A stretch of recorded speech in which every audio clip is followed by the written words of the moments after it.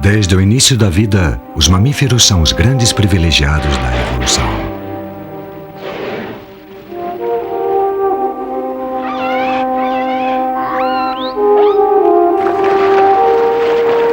O sangue quente que corre pelas suas veias lhes outorga um poder inigualável.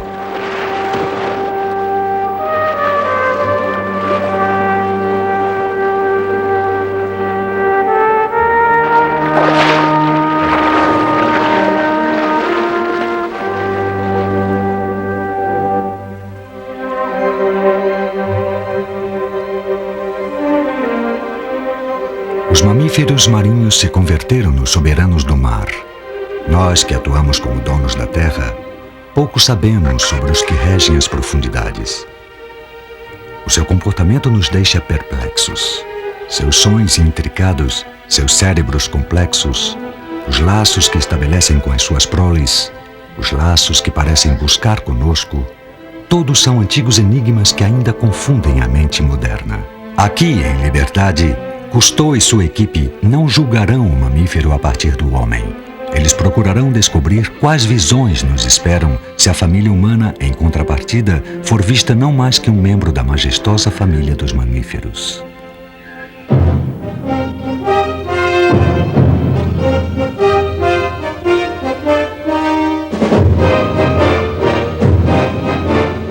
A Grande Aventura de Cousteau.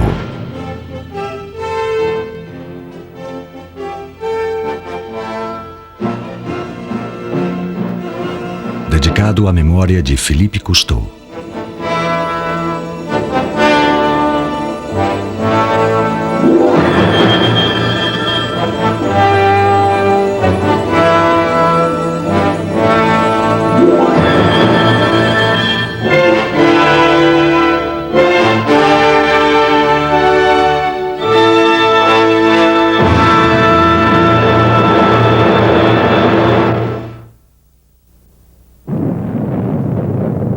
O infinito é o grande sonho da humanidade.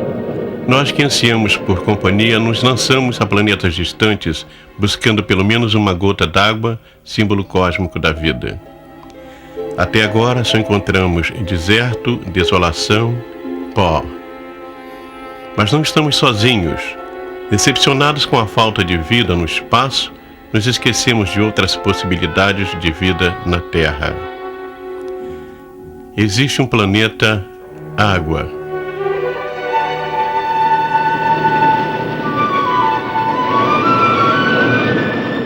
Mar de sangue quente, os mamíferos das profundidades.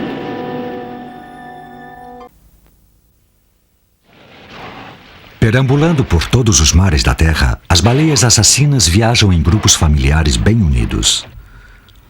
Um macho dominante com a sua barbatana de 2 metros, elevada como um estandarte de liderança, guia o seu harém de fêmeas e todos os filhotes com menos de 2 anos de idade. Algum dia, um dos jovens machos desafiará o seu pai e então o substituirão, arrebatando-lhe o poder através do parricídio. Para caçar, o grupo une forças como uma alcateia. Aqui, no sul da Argentina, eles procuram leões marinhos.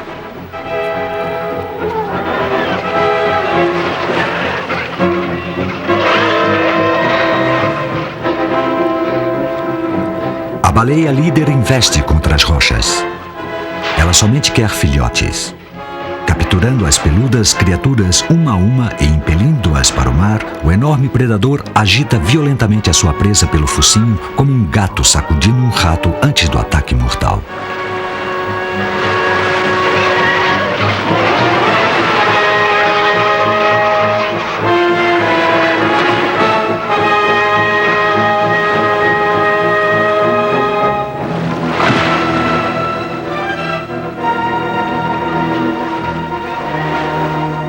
Os 50 dentes pontiagudos deste predador se travam quando fecha suas poderosas mandíbulas. Ela não mastiga a comida. Seus dentes são feitos para capturar e cortar. Ela engole grandes pedaços inteiros.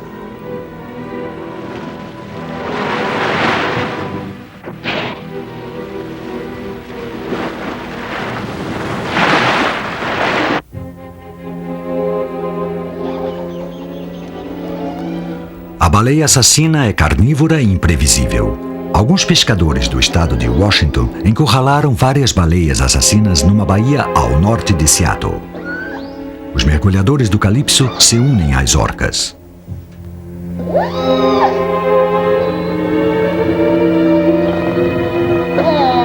As baleias que encontramos adoram ser acariciadas. A única vez em que um animal descobriu os seus dentes em uma leve atitude de agressão foi quando o mergulhador deu mais atenção a uma outra baleia. Este é o famoso monstro do mar.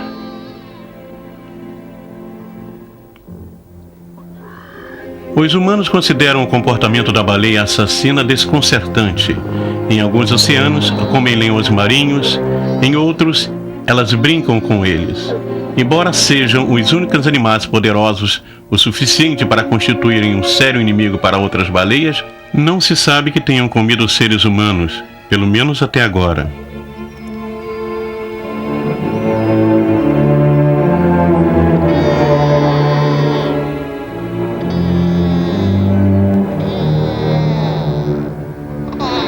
Se os humanos não podemos prever o comportamento das orcas, não é porque esses animais sejam erráticos ou assassinos irracionais, mas porque nós não compreendemos o seu universo.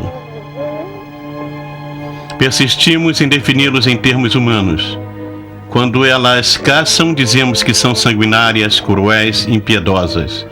Quando são brincalhonas, até mesmo nossos próprios mergulhadores se sentem tentados a repreendê-las carinhosamente, como se elas fossem crianças humanas. Não o são.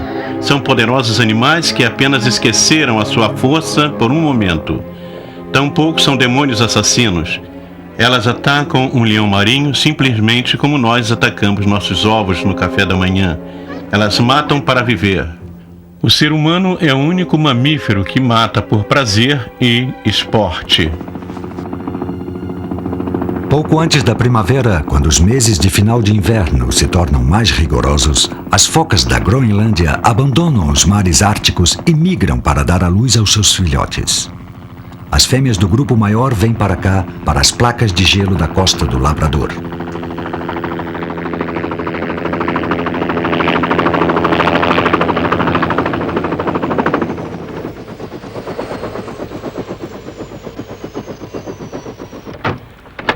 O mergulhador-chefe Bernard Delemotte voa com um grupo do Calypso para estas extensões geladas. Eles vão filmar as focas recém-nascidas antes da polêmica temporada de caça canadense começar.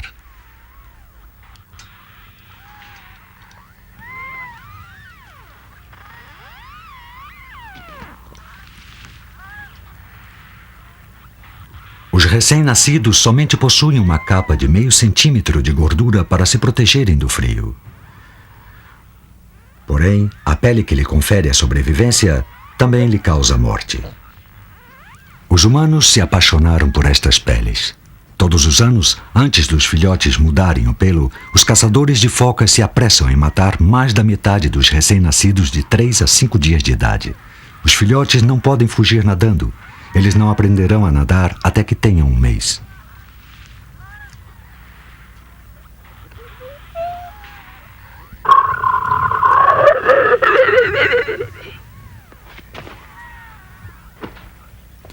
Enquanto Bernard se prepara para mergulhar, ele sabe que o mar apenas oferece uma precária segurança. As entradas dos buracos frequentemente se congelam, aprisionando os que estão abaixo em um mundo de pesadelo sem ar ou saída.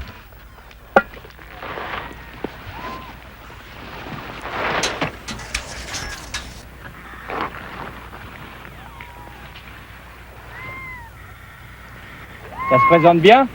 Regardez dessus derrière. Ok.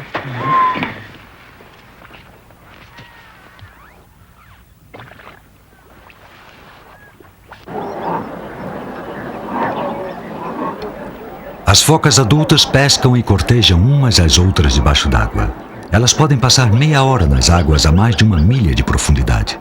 Para acumular calor, a temperatura de sua pele cai a 1 grau abaixo da temperatura da água, só o suficiente para que não se congelem. Os seus olhos sensíveis tiram o melhor partido de quaisquer filtros de luz esmeraldina através do gelo. De repente, Bernard retorna ao ofuscante mundo branco da superfície. Ele abreviou seu mergulho porque as únicas áreas com superfícies abertas começavam a congelar rapidamente. Il y a des tas de blocs coincés dessous.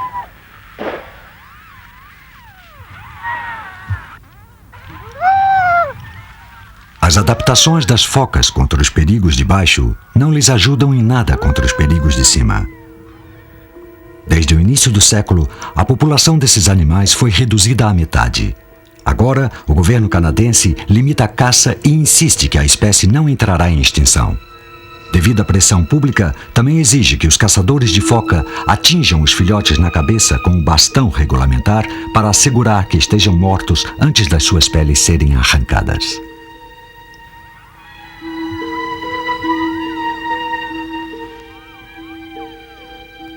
Mas a vida continua. Esta fêmea perdeu seu filhote. Durante os momentos do seu nascimento, se impregnou com seu cheiro e agora, errante, cheira todos os recém-nascidos, tentando encontrá-lo. Mas nenhum outro terá o seu leite.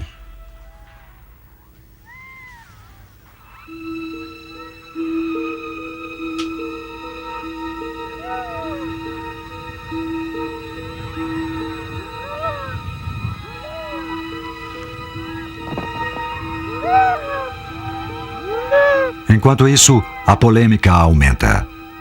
Encantada com os grandes olhos dos filhotes, a opinião pública exige que a matança seja proibida. Enquanto os expertos do governo estão tranquilos quanto à legalidade das suas quotas, outros cientistas dizem que o número permitido de caça é muito alto. Como a carcaça é abandonada, não aproveitada na maioria dos casos, alguns naturalistas denunciam que a operação é um desperdício de recursos. As peles são quase sempre utilizadas para casacos de moda, chinelos, chaveiros e, ironicamente, para focas de brinquedo. Bernard encontra um filhote entre blocos de gelo. A sua mãe o encontrará e o reconhecerá entre centenas de filhotes. A controvérsia sobre as focas irlandesas é um item a mais no conto épico dos desconhecidos. Sabemos muito pouco a respeito da maioria dos mamíferos marinhos que observamos, sobre os seus sonhos, a sua inteligência, as suas chances de sobrevivência. O maior enigma de todos é o que aconteceria se qualquer um deles desaparecesse. Cada espécie é uma parte integrante de um mundo que foi montado por peças há milhões de anos. Através dos tempos, inúmeras criaturas vêm se adaptando ao meio ambiente. O que acontece quando tentamos fazer com que o meio ambiente se adapte a nós? Esta foca tem os seus minutos contados. A temporada de caça começa. Um barco já está à espera em alto mar. O tempo está terminando também para a humanidade, já que a história dos mamíferos marinhos é também a nossa história. Em um mundo mais velho do que o nosso, disse um naturalista, eles se movem mais sofisticados e completos, dotados de sentidos que nós perdemos ou nunca alcançamos. Eles não são irmãos, não são subordinados. Eles são outros povos apanhados conosco na rede da vida e do tempo. O barco da morte aguarda. O mamífero mais imprevisível, incompreensível e inexplicável é, sem dúvida, o ser humano.